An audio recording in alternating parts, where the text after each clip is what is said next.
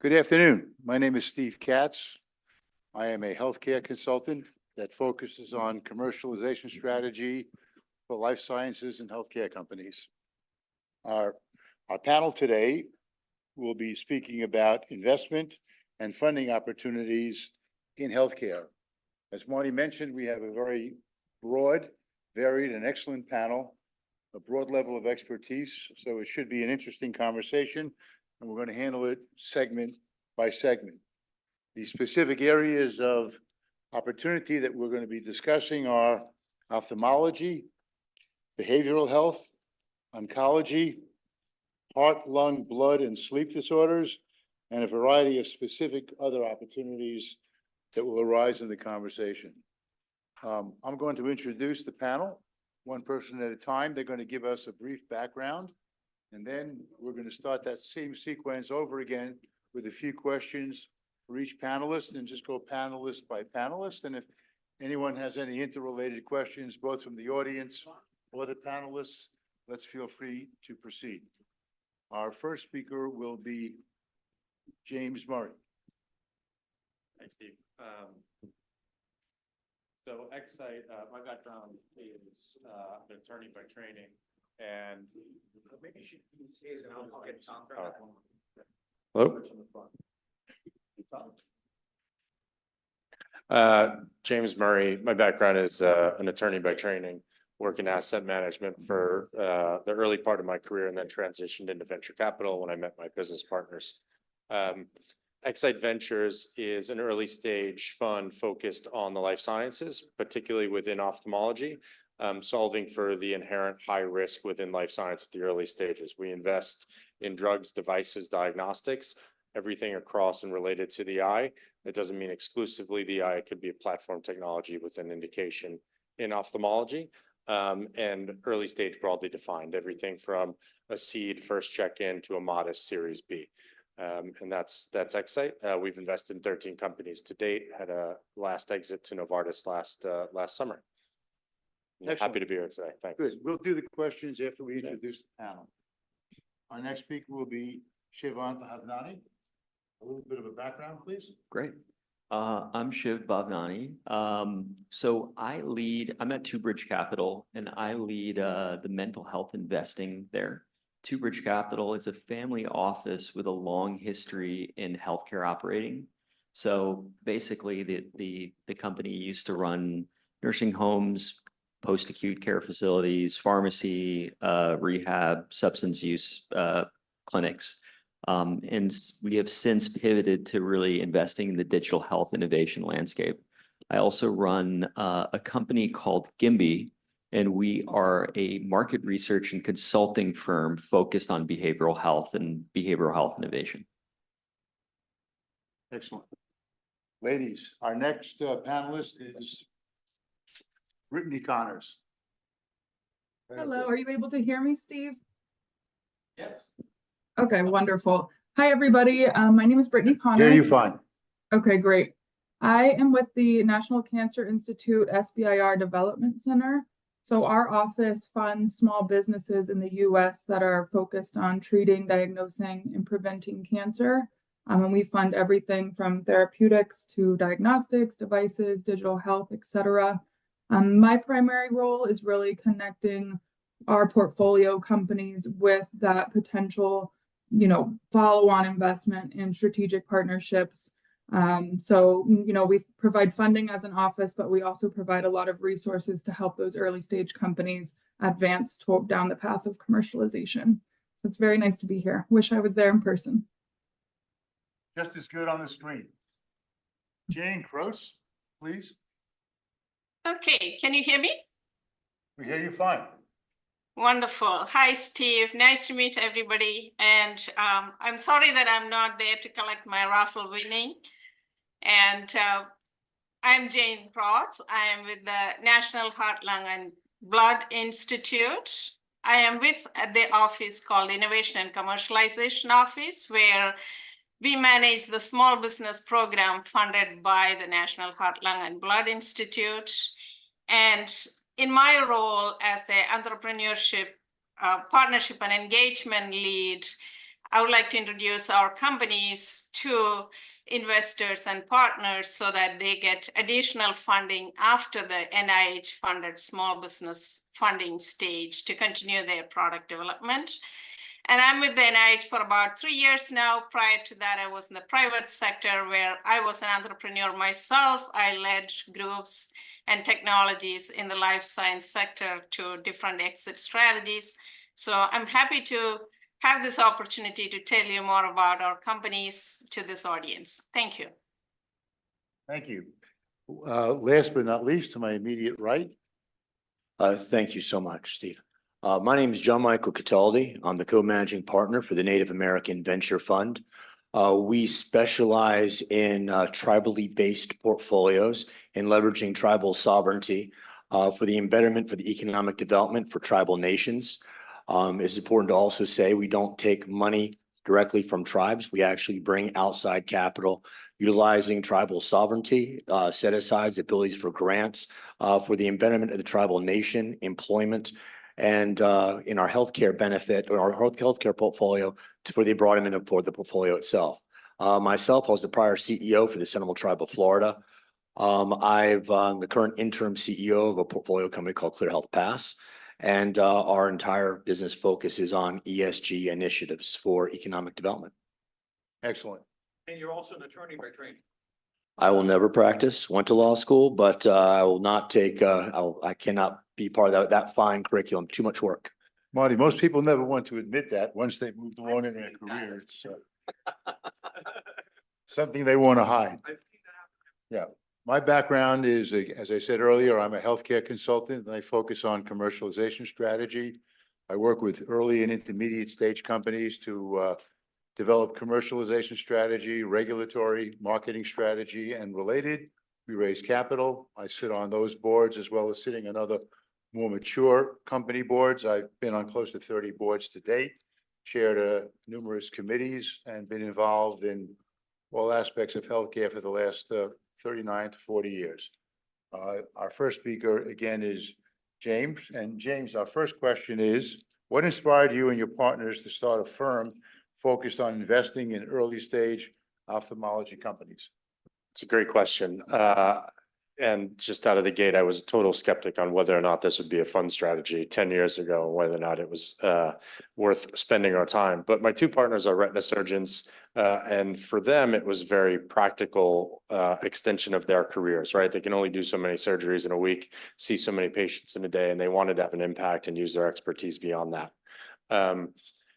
And at the same time, they saw a lot of very innovative companies come across their desks just by being leading surgeons in New York and LA.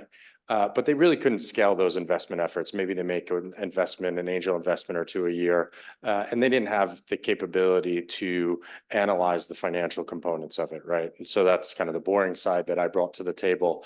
But for me, you know, at first, as I said, I was a skeptic, but I really wanted to, once I dug in, I thought I might learn something.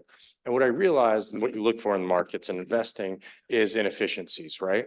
And there's a real inefficiency, as this panel knows, and I'm sure some of the audience knows, in investing in early stage life sciences. There are, you know, our colleagues up there on the screen who fund these companies at the NIH level, and there are universities that fund a lot of great research, and then there are the larger funds and the big pharma companies and strategic device companies.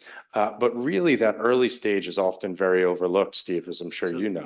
Did you get started with these two docs because they made early stage investments and they needed someone to shepherd it beyond their nascent capability, which was basically clinical?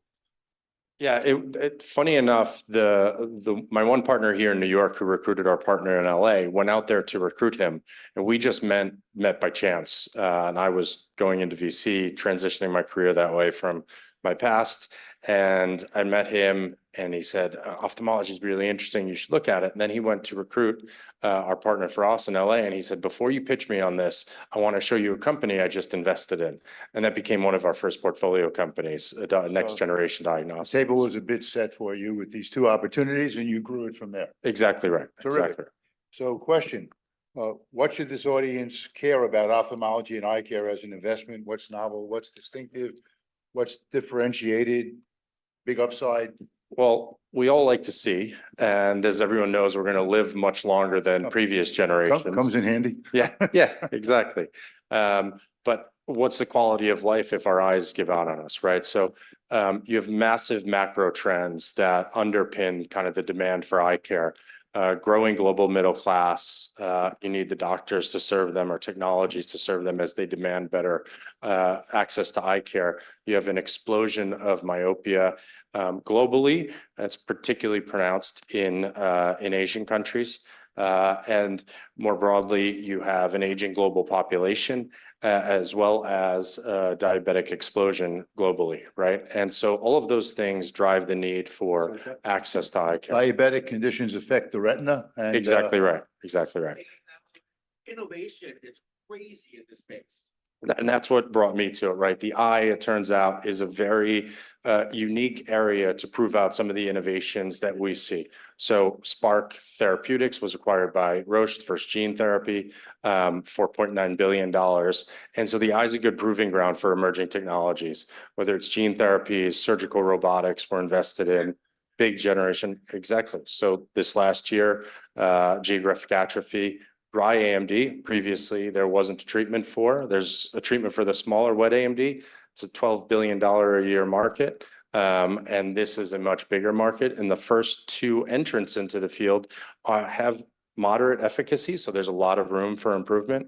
So I think by 2032, the pharma ophthalmology market is projected to be 50 billion. So there's a lot of This was clearly an underserved opportunity 10 to 15 years ago. I know that, having been involved with it from a number of products. So that's very good. Investors always talk about value add strategies. So how does ExSight work and how does ExSight provide value add to its portfolio? What are the specifics that you folks bring to the table?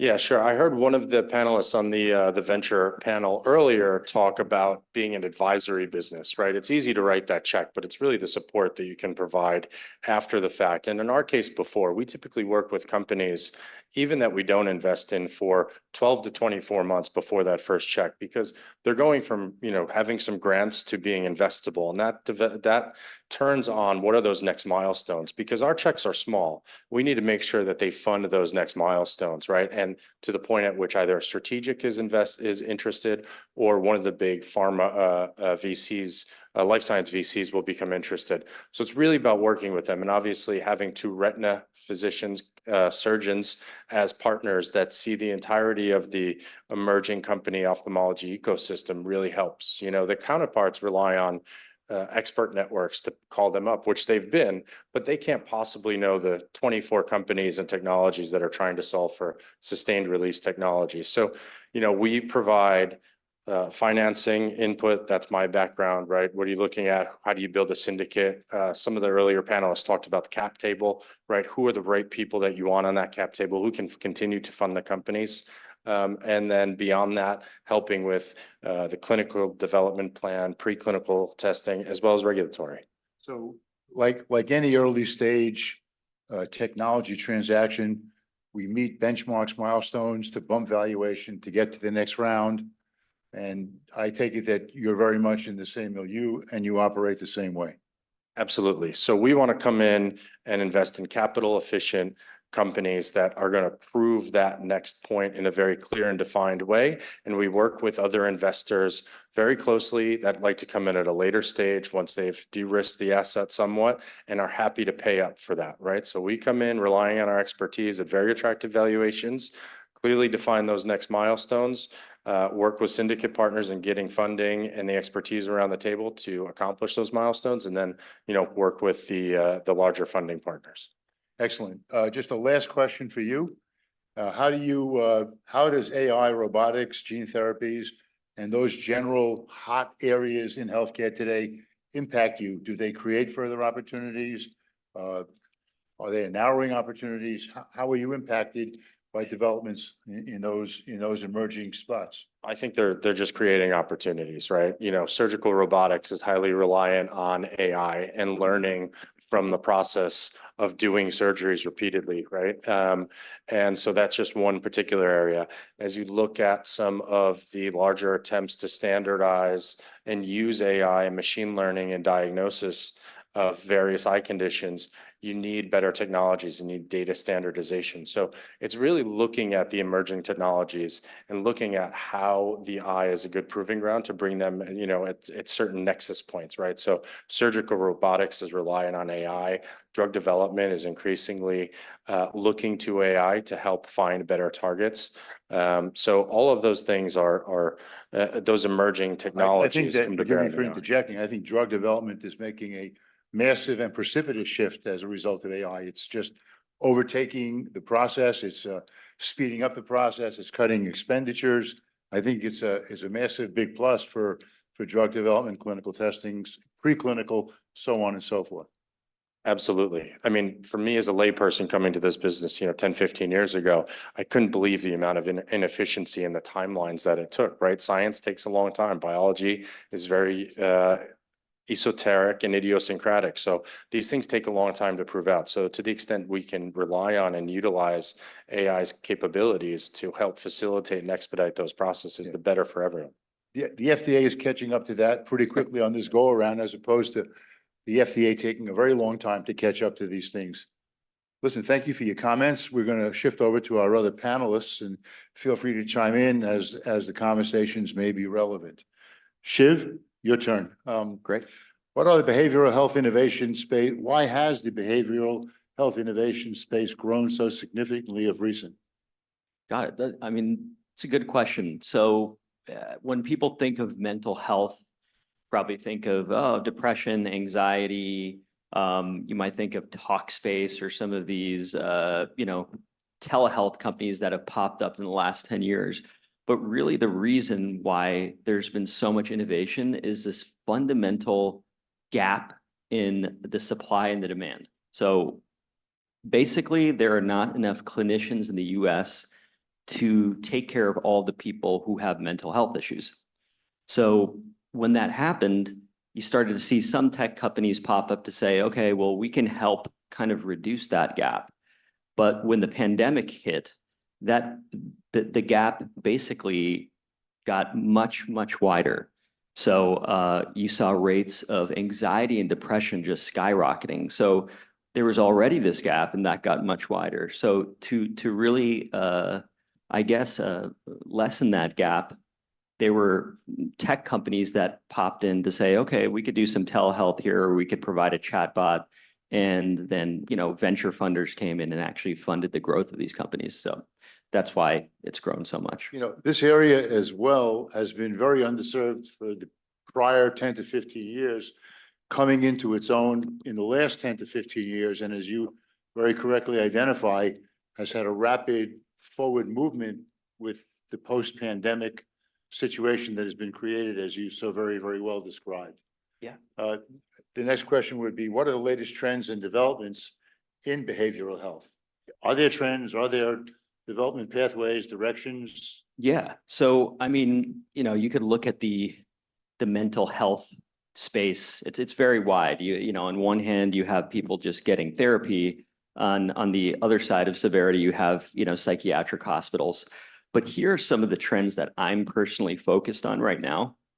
So, child and adolescent mental health. So that's worsened significantly over the last few years. There are a few theories of why. Some people say it's social media. Some people say it is just a growing awareness of mental health. So, people are more likely to say, I think I have anxiety. But what we do know is that there has been a huge spike in suicide, overdose, and self-harm in young people. That's one of the big trends. Another big trend is that payers are now much more interested in mental health. So, there are all these, digitally enabled providers, and payers are super interested in treatments that actually are effective and cheap. So, it's no surprise that they're interested in that, but they're actually reimbursing things they never have before. Another, big trend is the continued labor shortage. And another one I'm keeping my eyes on are, you have traditional retailers moving into healthcare like Amazon, Dollar General, CVS, I think there's another company, Walmart. And some of these companies are even moving into mental health as well.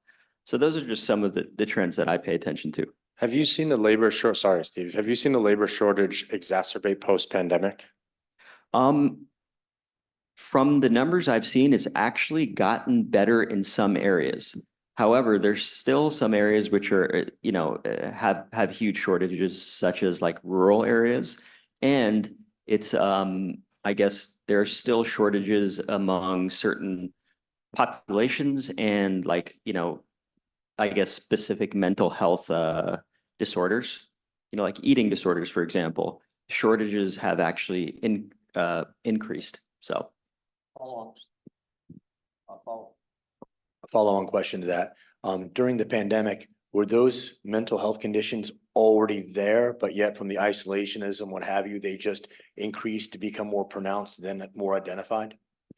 I mean, that's what the data shows, that there was increased prevalence of anxiety and depression and mental illness, probably precipitated by, sheltering at home, not talking to people, maybe social isolation. So yeah, I would agree with that. That's the crown on top of the crippling effect of social media. Yeah, exactly. One last question for you. As a result of what we've been discussing, where do you see the greatest investment opportunities existing as a result of these conditions we're describing? What are the prospective opportunities that investors should be focusing on in this space? Yeah. So there's a few areas that, as a family office, we're focused on. So building on some of the opportunity or the trends that we identified, population-specific mental health platforms. So what does that mean? That means a pediatric mental health platform or pediatric mental health clinics or mental health for seniors. We've seen that as a huge trend. Companies that are providing outpatient mental health to nursing homes, either digitally or in person. Forgive me for interjecting. Just as James described, we have an aging population, and this is, I assume this is an outgrowth of that situation. Definitely, Yeah. 100%. The other trends we, of course, are focused on is the implementation of generative AI and AI in general in mental health. We see the greatest applications in triage, chatbots, and mainly back office, because there's not enough evidence to kind of suggest that an AI can actually deliver mental health. I have a lot of mental health deals coming to me, and some of them are in disintermediation of the mental health space, especially during COVID, where like there are all these coaches and consultants setting up in like Tennessee to advise people in New York, stuff like that. Totally. So seeing that, and then there's also a lot of the people who are on the psychedelic side, which I'm not sure if that falls under your bailiwick or not, but. 100%. So yeah, I think when you look at the shortage of professionals, you've seen this explosion of coaching. So people who don't have any license, but, can provide some type of support for people who need help. Like say you have anxiety or depression, but it's like subclinical. You wouldn't get a diagnosis for it, but it's something that's affecting you. A coach might be the right option. And these low severity patients, that's a lot, that really makes up a lot of the demand. In a previous session, I talked about AI as taking the healthcare industry by storm. And one of the areas that AI can do very well with is diagnostics, diagnosis, reading data, reading, cancers. Are you seeing AI diagnostic potential capability as being a factor in behavioral health? I see it as a factor in clinical diagnosis of a variety of conditions. How would that apply in the behavioral health? How would that apply in your space? Yes. Yeah.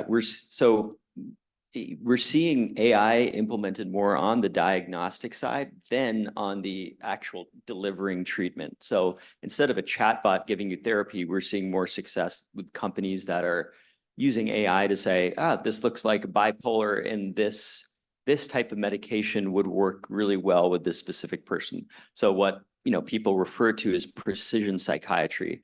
The other. Yeah, we have precision healthcare, we have precision psychiatry. Yeah, as a kind of subset of precision health. But the other area that, you mentioned that we're seeing a lot of movement is what I consider novel treatments. So that includes psychedelics. That also includes things like TMS. So that's transcranial magnetic stimulation. Basically, you put a bunch of magnets on your head, and it's been proven to be very effective in treating depression. So there's this whole slew of novel treatments, psychedelics included. So I'd say psychedelics, TMS, and actually even Ozempic is being looked into to treating eating disorders. Yeah. But so all these new interventions, payers are very, very interested in them, and they're actually reimbursing them. So you'd think that they would stay kind of experimental for a long time. You wouldn't actually get paid for them. But now you're seeing clinics, standalone clinics, really based around these novel treatments. So that's a big area of interest for us. Just, Jump into the expense of the servicing, because I'll give you an example. So we have a California real estate firm that provides beds to townships. So I think in California, you have to have a certain amount of beds available at halfway houses for the mentally ill, et cetera. And so in different cities, it can cost as much as $250 a night. I'm sure in New York, when they took over some of these hotels, it probably costs around $250 or more a night. And so they were able to reduce costs dramatically by having licensed psychotherapists doing telemedicine, and they were in other states. So they were licensed to perform in California, but they were in Tennessee. It was actually a psychotherapist, right? And what they found is that the mentally ill actually dealt far better with people on a TV screen than people that were across from them in a room. But like, you're Definitely. schizophrenic. 100%. If you have to worry about an outbreak, they don't want to be around a person, but they're perfectly fine interacting with computers. Maybe you can expound on that. Yeah. So, I mean, we've definitely seen telehealth enter even inpatient psychiatric hospitals and just inpatient units of hospitals as well. I think the really important part of this is I guess the sickest part of our population. If you can get them mental health care, you can actually reduce the cost of care for all of their other, problems. Let's say you're dealing with, you have a bunch of chronic conditions, right? If you're actually getting mental health care, you're more likely to take your meds and actually kind of be responsible about your health, and therefore it reduces the cost. So payers. better outcomes as well. Yep, it's driving. So a lot of payers are saying, hey, like, okay, we see the value of actually giving free mental health care or reduced cost mental health, because we know that it reduces the cost downstream of these specific like high risk patients. So One quick closing comment before we go to our next panelist. I was about to ask it, and Marty had raised a very good point. I'm seeing a whole flux, a whole bunch of electromagnetic cranial companies coming into vogue. This was a big area 15 years ago. It kind of cooled out. There weren't too many companies. In the last 9 months, I'm seeing a ton of these things, new technology, 510(k) approvals for transcranial magnets, electrical stimulation, and all sorts of related stuff. I see a company every week or two in my reading that's doing it now. Any comments on that? Is there a big movement? Big movement, and we're seeing that what they call interventional psychiatry. So these clinics typically will give TMS alongside ketamine infusions as well. So like there are these clinics to basically deliver new and novel interventions to treat heart, I guess, difficult mental illness. So yes, we're seeing a lot of innovation there. Terrific. Let's move to our next panelist, and that would be Brittany. Brittany, how does the National Cancer Institute SBIR program, which you manage, incentivize or facilitate innovation, new technology, development, forward progress? Yeah, that's a great question, Steve. So I know a lot of people are familiar with SBIR and STTR funding. And within the NIH, we actually have 24 institutes that offer these programs. NCI has the largest budget, and I think it comes as a surprise to some people that our annual budget right now is around $200 million. So it's not just pennies and dimes. We fund projects, and companies can submit multiple grant applications and have several projects going at once. And throughout our funding cycle, companies can actually get about $7 million per project from our program, which is really substantial. And so we fund in phases. And so our phase 1 is about $400,000 for that proof of concept stage. And then we go up to $2 million for our phase 2 to do more of the R&D work. And then we have something that's really cool called our phase 2B Bridge Award. And that's $4.5 million. And the company at that time is expected to get matched third-party matching funds. And so it's a great way for them to start going out to the investment community, family offices, et cetera, and say, hey, look, NCI is willing to give me $4.5 million. If you put in your money as well, it's, you know, way more bang for your buck. And we really hope that pushes them towards commercialization. Quick question. What are the rough timelines for filing for an SBIR grant for the 400K award, the 2 million for, and then the 7 award? Just very quickly, if you could just give us a rough range of what that time frame is. Yep. So for the grant applications, we have something called the Omnibus Grant Solicitation, and that has 3 receipt dates a year: January 5th, April 5th, and September 5th. And then from time to application to time to award, that's usually about 6 to 9 months. And then we also have something called our contract topics, which come out once a year in the summer or fall. And these are really targeted opportunities that we've created based on our conversations with different groups internal to NCI. We work with them to see the up and coming hot areas or needed areas that they're, you know, seeing. And we work to create specific topics around those areas. So those are once a year. Terrific. What are these specific areas that you're focusing on currently with regard to SBIR grants across the spectrum of transaction sizes? What are the hot areas that are coming across your table at this point? Yeah, I'd say it's hard for us because we do see everything that touches oncology. So obviously therapeutics is the biggest thing coming across our desks. And I'd say small molecules are a good chunk of that and have been historically. We are seeing an uptick in digital health technologies and, you know, remote patient monitoring, AI. I think AI and drug discovery is honestly, strangely now becoming a bigger part of our portfolio. I know it's been such a hot area for, I think, outside investments and not necessarily the grant funding world, but we are seeing more of those companies come to us as well. I'm curious about what the trend is that you're seeing with respect to CAR T. Yeah, I think we've seen an uptick in those applications, especially in the last few years as well. Yeah, because I think, correct me if I'm wrong, I'm thinking that the FDA is looking at this a bit askance lately. There have been some hiccups, and is there still a driving need, a driving interest? Is it still a popular space? CAR T is when they take genes out of the body, turbocharge them and put them back in the body.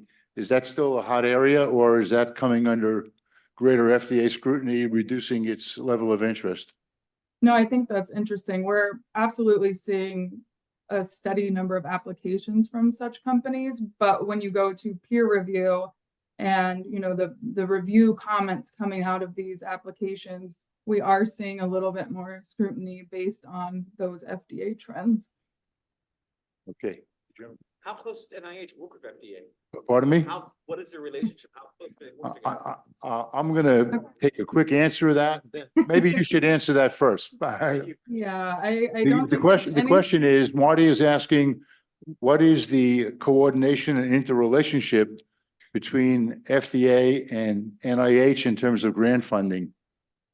So that's a great question, Marty. I don't think it's any surprise to anyone that we are the federal government and we can be pretty siloed, but we saw this need, especially with our portfolio. And so we created something called our CARE program, where we actually allow our awardees to write specific questions they have for the FDA And then we work with the FDA to get answers to our companies. So we have noticed that lag in communication. So we're kind of trying to play the middleman of getting our companies the answers that they need and connecting them with the appropriate. Thank you. So people. Marty, my answer would be that the right hand doesn't know what left hand is doing unless either left hand or right hand extends themselves to the opposite hand.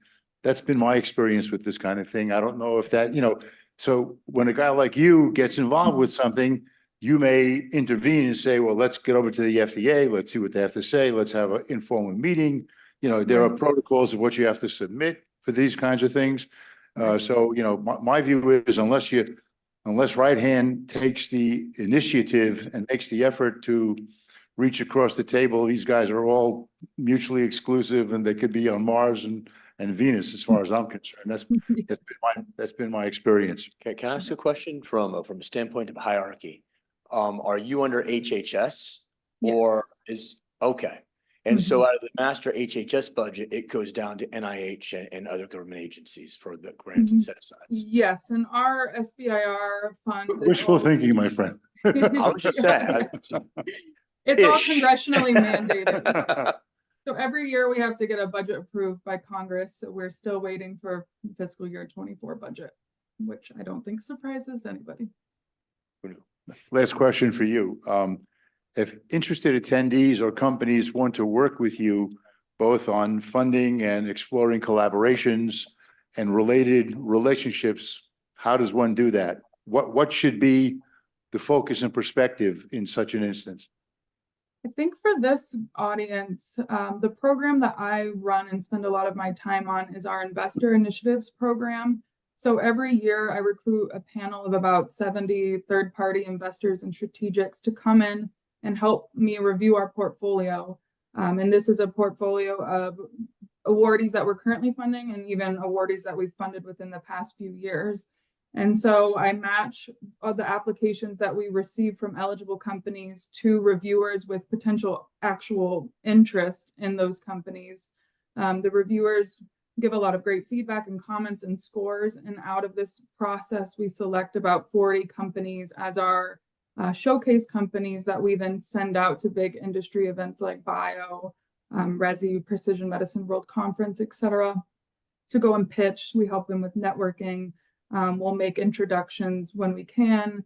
And so that'd be a great way to be involved. I'm always looking for reviewers, and that process is starting very soon. If you have companies that you think could use our funding, please send them my way. I'm happy to connect them with the appropriate program director in our office who can really help guide them through the steps of applying to the program. And we're always happy to do one-on-one meetings with companies or yourselves to tell you more about what we do. So for those people that want to be in touch with Brittany, Marty's materials, I'm sure I have our contact information to be able to reach her. Thank you very, very much. Our next Thank you. speaker, you're very, very welcome. Jane, you're next. What type of technologies and companies does the National Heart, Lung, and Blood Institute of NIH fund? Where do you engage financially in terms of assisting companies?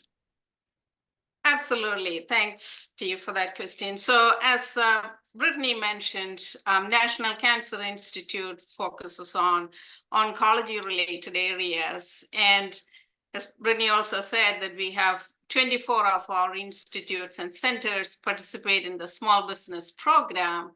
And so our institute, the Heart, Lung, and Blood Institute, NHLBI, funds technologies that fall within our mission space. So just as a general information, each of our institute has its name very closely tied to the mission space of the institute. For example, James is interested in ophthalmology technology. So we have NEI, National Eye Institute, which has a lot of technology, small businesses focused on that space, ophthalmology. So just as an information. So in our case, we fund technologies that address cardiovascular diseases, blood-related diseases, asthma, COPD, any sickle cell disease, fibrotic disease. We also address sleep-related diseases. So any technology that comes to us either to diagnose or treat or even to prevent any of these diseases or areas affecting our mission space, we are happy to fund those technologies. We are, I would say, technology agnostic in the sense that we would support any technologies, any type of technologies, devices, therapeutics, small molecules, biologic drugs, AI, machine learning based technologies, technologies for diagnostic purposes, imaging applications, wearables, sensors, you name it. We are happy to fund all these technologies. Okay. How do you evaluate the suitability, the appropriateness, the viability, the efficacy of the various opportunities that come across your table? Yeah, that's a good question. Parameters. Thank you. Absolutely. In fact, this applies to pretty much all the institutes. It applies to the NIH in general. All the applications that come to us are gone through a pretty rigorous peer review process, which I think is not strange to this audience. I'm sure everybody is aware of Oh, that. I think everybody can And understand that very readily. exactly. And we fund, I think 2021, we published that data. It's about 12 to 15% of the applications are funded. And so it's a pretty competitive process. And the small business program being congressionally mandated, one of our goals is to commercialize the technology that's funded under the SBIR program, SBIR STTR program. So commercialization of the technology or the potential to commercialize it is a key aspect of the application. And so that's one of the areas that's considered for evaluating the technology in terms of its suitability. Marty? So how do you know who to go to? Because there's NIH, there's ARPA-H, Yeah. DARPA's investing. I've actually got that coming up. We can answer that. Let's answer it right. Repeat the question? Pardon me? Can you repeat the question? So she can Yes. hear? So that question's coming up. So Marty is asking is, how does one get to, how does one find, how does one access you? And how do you get to a person like you to bring forward a technology? How do we find you? What's Yeah. ARPA-H, and what's your relationship with InQtel, and what's your relationship with DARPA? Is there a relationship? Do you guys talk to each other? Okay, so Marty is asking. Yeah, well, I'm gonna clarify that. So Marty is asking two questions. Let's take one at a time, if that's okay. How do you filter? How do you parse out? How do people get to you? How do you locate opportunities? How do opportunities locate you? How do investors access you? And by the way, I think that Jane's got a whole cadre of portfolio of technologies. So there's two directions here. There's a direction of you want some more technology to put into your portfolio. And at the same time, you're looking for pathways to bring that technology forward, licensing, funding, equity, joint ventures, strategic And they can alliances. talk about I found some technology through SBIR and STTR. I wish that would have been more present. Right, we would have gone to you first. Yeah. So what's the answer? Yeah, absolutely. These are all great questions. So all those institutes that Marty mentioned, DOD, DOE, NSF, NIH, ARPA-H, we all fund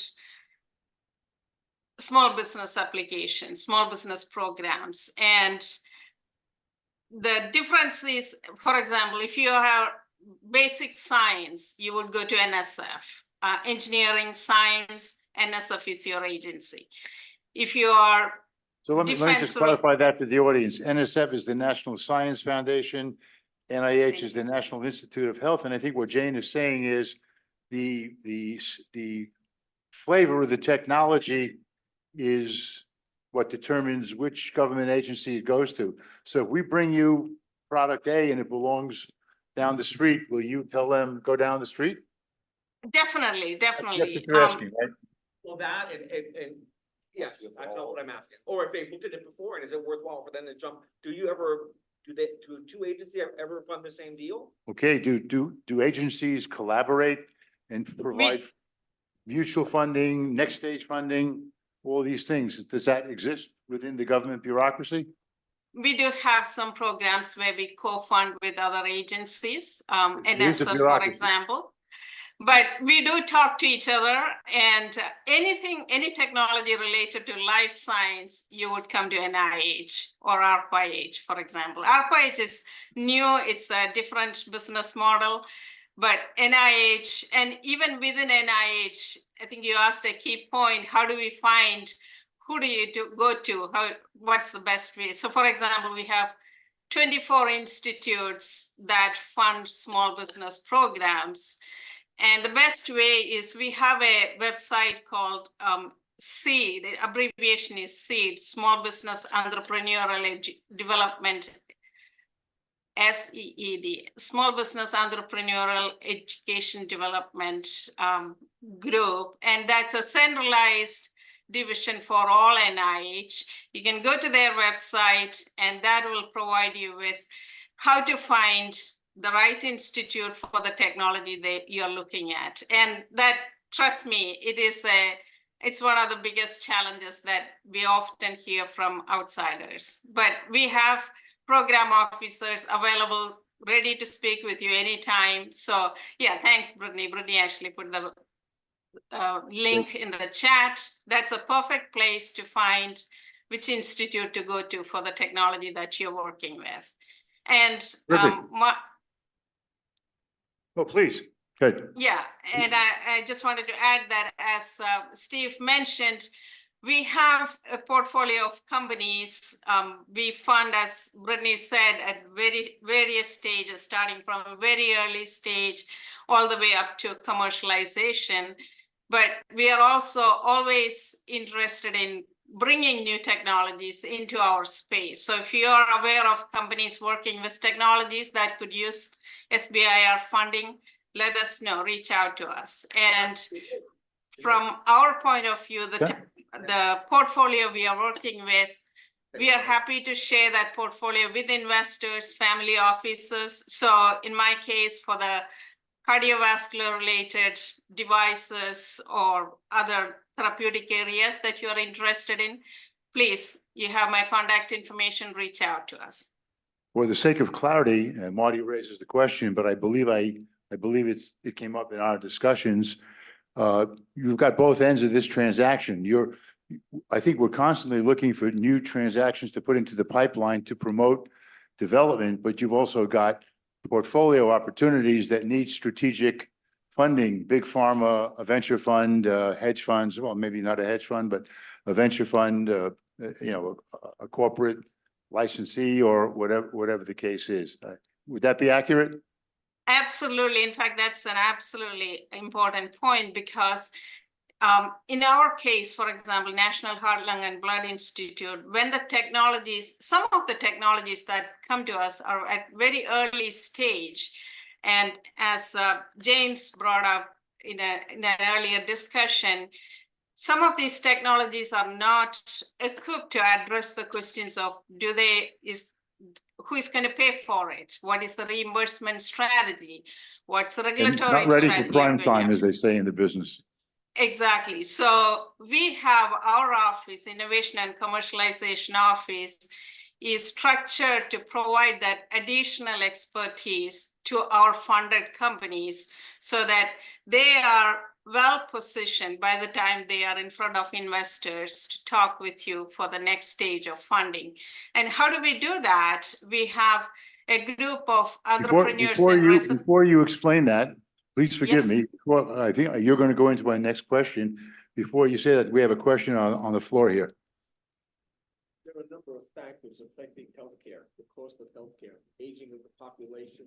That's leading to medical problems that didn't exist before because they died before the medical problem occurred.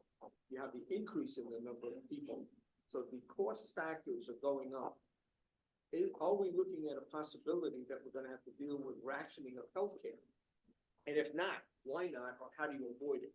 Is that an NIH question? Yeah, I'm not sure. So the question on the floor is, given the aging population and given increases in medical conditions and afflictions and illnesses, et cetera, is that going to have an adverse effect on what you try to do? I guess Could you provide Yeah. healthcare? Let's answer that at the end. Pardon? I'd like to answer that at the end. You want to deal with that at the end? Yeah, because I still haven't gotten any kind of enumerated strategics they're looking for.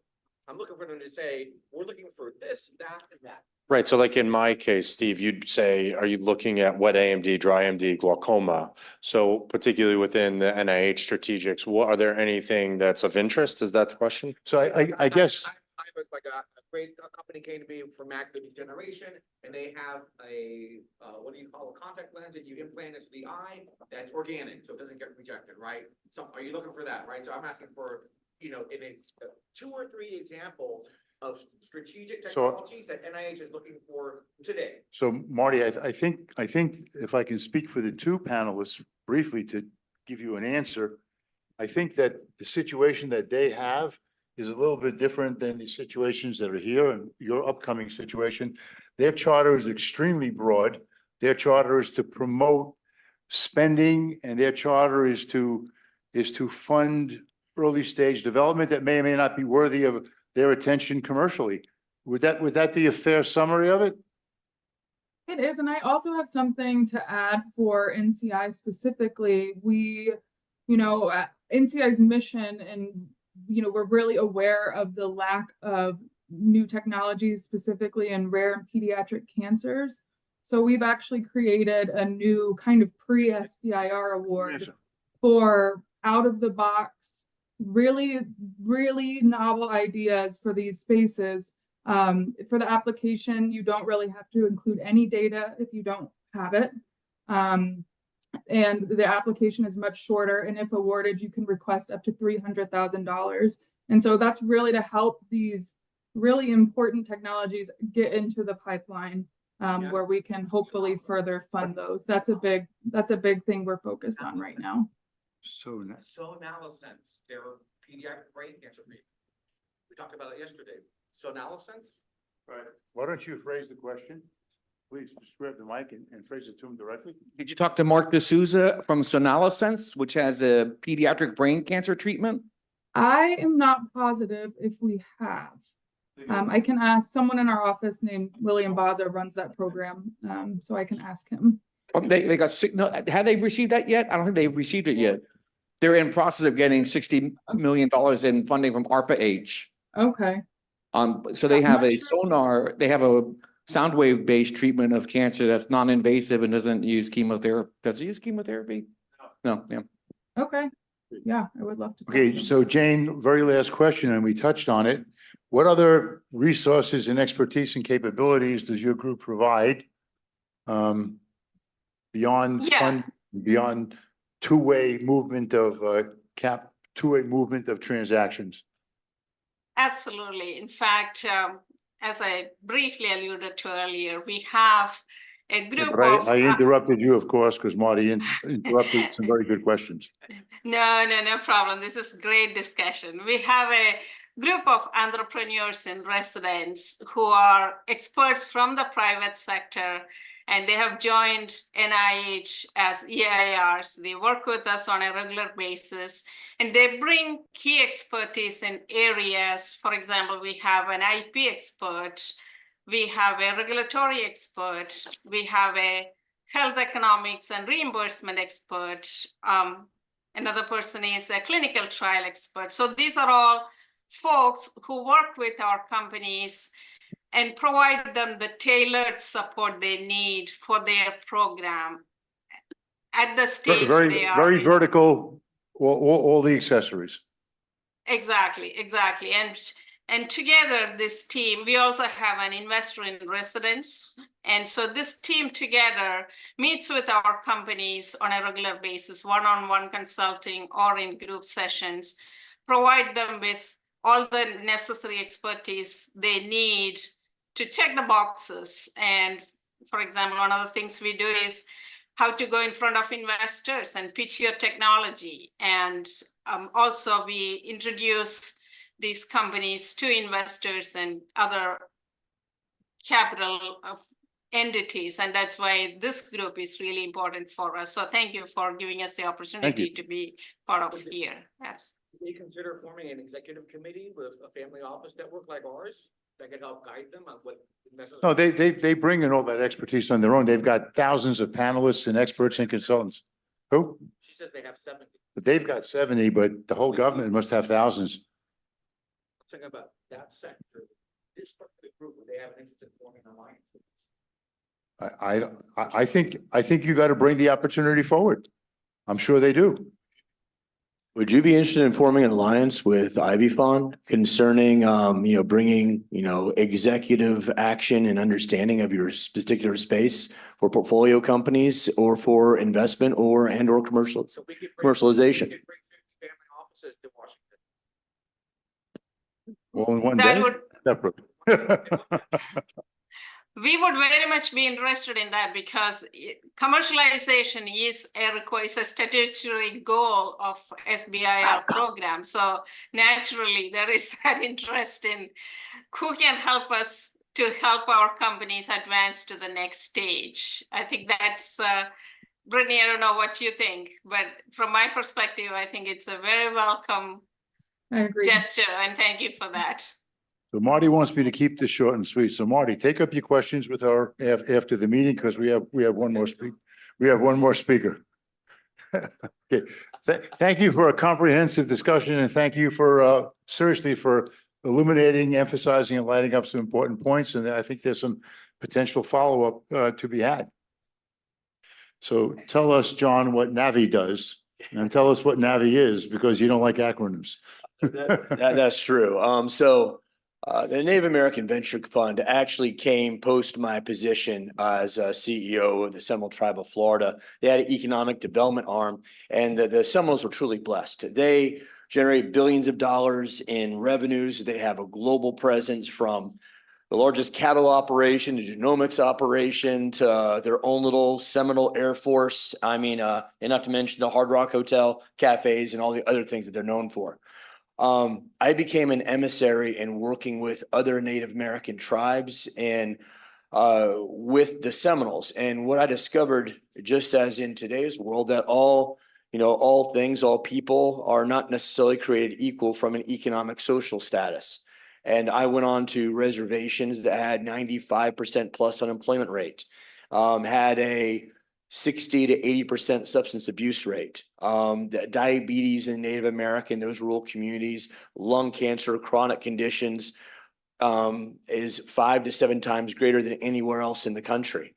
And looking at that, especially with a lot of the issues that were happening both with the very young and the very old, my heart, completely went out to it. And we started creating economic development opportunities through the fund, not just in the area of healthcare, but how can we create a fund by which is ESG, but also profitable, and helping to understand what the tribe could do, because tribes are considered domestic sovereigns. They're a country within a country under the purview of the US government that has very special and specific rights. They don't adhere necessarily, actually, they don't adhere unless they allow themselves to be from state law. In many cases in federal law, unless the federal government actually says, tribe, you're subject to this law, in many cases, they're not. I say that with an asterisk because you have to understand the true, you have to understand sovereign law, constitutional law, pre-treaty, post-treaty law. There's a lot of, what ifs within that. But at the end of the day, the Native American Venture Fund leverages tribal sovereignty for the economic development of both tribal nations and our portfolio companies. Sounds like that's an incentive for this group. It very much is. We're able to do things that most cannot. As an example, since we're an agent of Native American, of one particular Native American tribe, I'll use the Blue Lake Rancheria Economic Development Corporation. We have the ability through the Intergovernmental Affairs and the GSA and other government entities to ship cheaper than Amazon, to card swipe cheaper than any other than Global Pay, to the inability to be sued unless the tribe allows themselves to be. Fast tracking initiatives in healthcare and in other industries 5 to 7 to 20 times faster than a normalized corporation.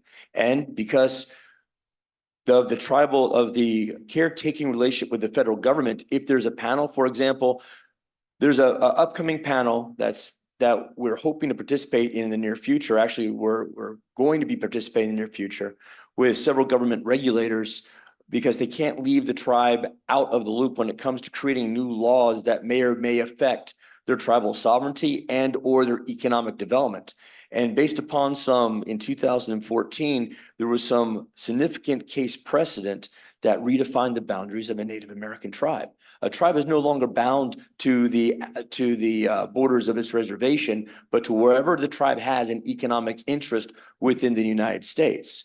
So in essence, if this building was owned or leased by a tribe, this building would in essence be an embassy of that tribe, and the business that happens within this building would be private to that tribe. Would that entitle the tribe to apply to the city of New York for a tax relief or something like that? Well, actually, the tribe isn't subject to taxes for the state of New York or anywhere else. But if they want services from the state of New York, that's where tribal state compacts come into play. So the tribe would pay the state of New York specifically for the services by which the state of New York is giving them, and they'd come to the table and and come to an agreement on what is the value of that. You enunciated and you kind of anticipated one of my questions. Give us an example of a case study, either currently or historically, where the tribe's advantage or edge is prevalent. You kind of said it with the Amazon thing. But can you frame out a case study? I'm going to give you two stories. Yeah. Well, one is over all industries, which one of my absolute heroes, and I sent him out an invite. So if he's listening, I love you, James Billy. You're an awesome man. James Billy was the prior chairman of the Seminole Tribe of Florida. He was known for bringing gambling to Florida, and he was having a ruckus with the governor at that time, which will go unnamed. And they said that the Seminole Tribe is not going to have gaming in the state of Florida. But in essence, what James Billy said, well, the state of Florida is not going to have Christmas.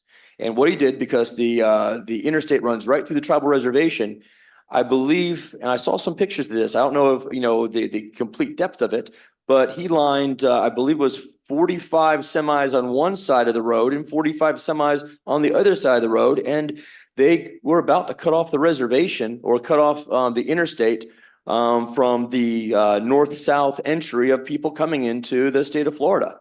And interestingly enough, they would have to, because the state and the tribe are two different entities, the U.S. Marshals would have to come in to intervene. I believe 48 or 72 hours before James Billy threats came to realization, Florida came to the realization that Florida shouldn't be closed for Christmas, and they didn't want to have the Marshals come to the state of Florida. Thus, they came to a resolution, and that's why the Seminole Tribe of Florida has such amazing tribal compacts when it comes to gambling in the state of Florida. Now, I'm going to take it to a portfolio that we have. And so I am also the interim CEO of a company called Clear Health Pass. Clear Health Pass is one of the biggest challenges we have in healthcare is diagnostics. Both the understanding that somebody may or may not have a health condition, but if they have it, it's much, much better, whether it be diabetes, heart conditions, lung conditions, cancer, to catch it early than late. My father would still be with us if we caught it much earlier on. And when it comes to behavioral health, one of the biggest challenges when it comes to reimbursement is having proof that an actual condition is precedent.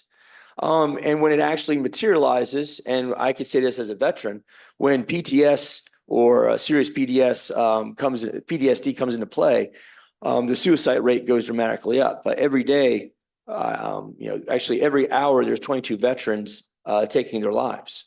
So that is something that's systemic, is in combat, is in first responders, is in the young, and now we're actually seeing it in the old as well. So we've created a company that was first looking to help Native American tribes, which is a very disfranchised population. There's 3.8 million Native Americans that make less than 1% of the current population. During the pandemic, there was a loss of nearly 5% of Native Americans, and based upon lack of identification of treatment. Now you have long haulers COVID, which is actually exacerbating other conditions that may or may not have been present, or at least not seen at that time. So we created a diagnostics company that leverages tribal sovereignty from the standpoint of grants, contracts. We identified $300 million of contracts under the Buy Indian Act and executive order. We should be able to take down this year. And I'm very looking forward to talking to the two young ladies that you brought on from NIH. I think there's lots of synergy that could happen, both with taking these portfolio companies that they may have and also looking for investment in R&D capital for some of these early stage companies. But from Clear Health Pass, it takes usually 2.5 to 3 years to get something pushed through the FDA, from the conception to phase 1, phase 2, et cetera, testing, and then for the FDA to put their stamp on it. Because we are a CLIA certified, the only tribal CLIA certified high complexity lab in the United States, and we're actually going for a much larger certification presence, and because we are helping guide some of the legislation initiatives as well here in the very near future, we're able to fast track the process by taking existing technologies, doing performance-based testing, and we've taken many, for example, our treatment, the first treatment in yesteryear, that's completely saliva-based, and our entire portfolio on the medical side, saliva-based for COVID, flu A and flu B, and we're about to add RSV to that as well. Didn't take 2 years to get FDA approval, and they're now expanding EUAs out to still have COVID testing. Ours took 90 days. That's a big jump. I want to add something very important to Certainly. the discussion on CLIA. CLIA is a lab that runs tests. And if the diagnostic runs through a CLIA lab, it is exempt from phase 1, phase 2, phase 3, and other approvals because it's done on site at a CLIA authorized, pre-approved protocol. So when you said you can save 2 or 3 years, that 2 or 3 years is really 4, 5, or 6 years. And Yes, if it's it a is. 510K, it's 180 days. But you can skip the whole thing if you do it on site at the CLIA lab.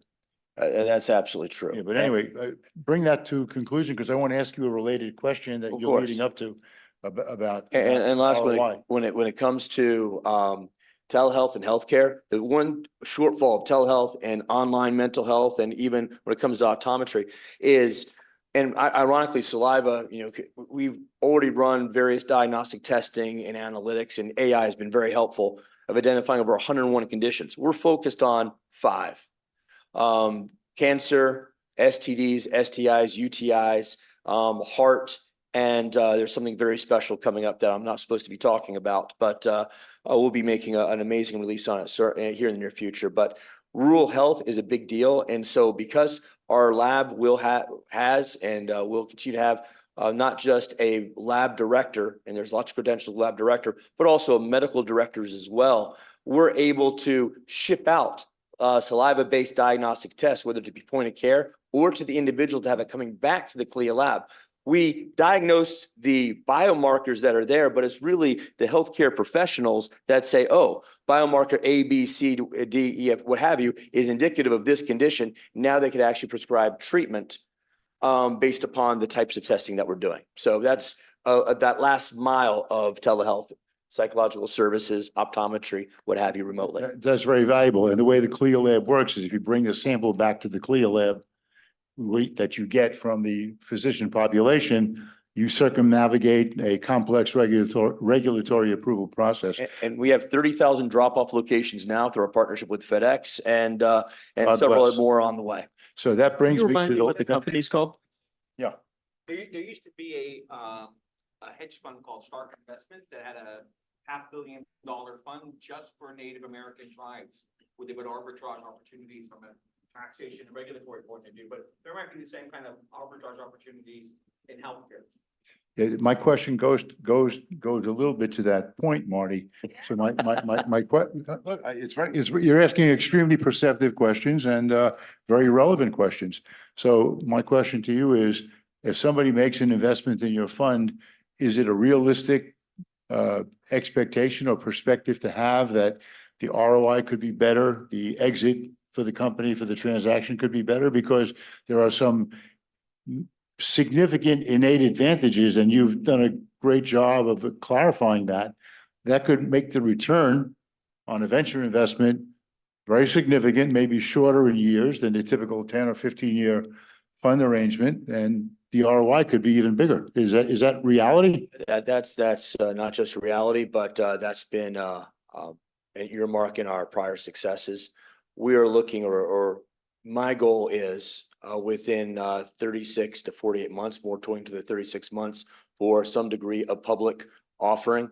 To give you an example of when we did an initial pilot, a little under 3 months worth of a pilot on just one area of testing, we generated $860,000 in revenues, and that was with a very, very small team.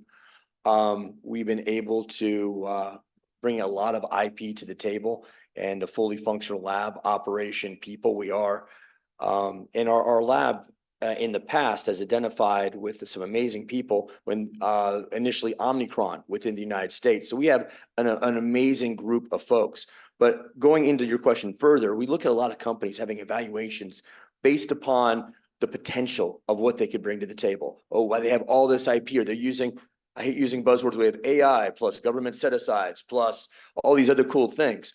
But at the end of the day, our tribal ability under the Buy Indian Act, under executive order, under other legislative set-asides, the moonshot grants and what have you, just talking on the revenue, just on federal contracting alone, outside of grants, we identified just in the sole source tribing aspect, $3.6 million in set-aside federal contracts.